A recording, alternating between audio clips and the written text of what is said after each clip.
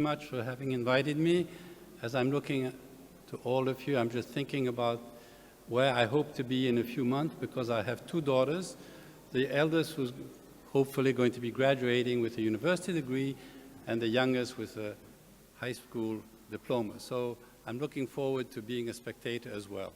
So I thought when Dr. Gassam invited me to join you here, to try and speak for a few minutes about what I think might be some of the challenges, or what you might do. Now you have a diploma in hand, so what are some of the challenges that you are facing, your generation is facing?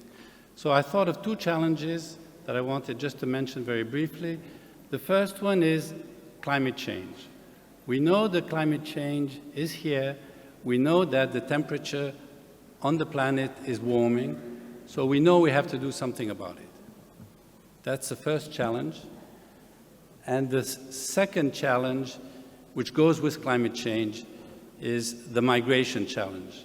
As you may know, it's mostly the high-income countries that have contributed to CO2 emissions and to greenhouse gases in general, while it is the least developed or the poorer countries that have suffered the most so far. And projections are that by 2050, most of the damages will fall on the most populous areas in the world, that is in Africa, where the growth rate of population is very high, and also where climate damages will be very high.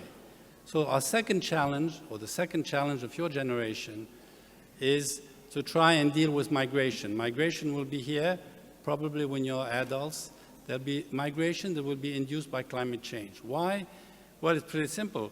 In Canada and Russia, it'll be much warmer, productivity will be higher, and therefore it'll be much better to be there, whereas in the low-latitude countries, it'll be very warm and there'll be a lot of damages. So this is really the second most important challenge you're facing, and I'm sure that with the diplomas that you have and all the willingness to cooperate, that you can do it.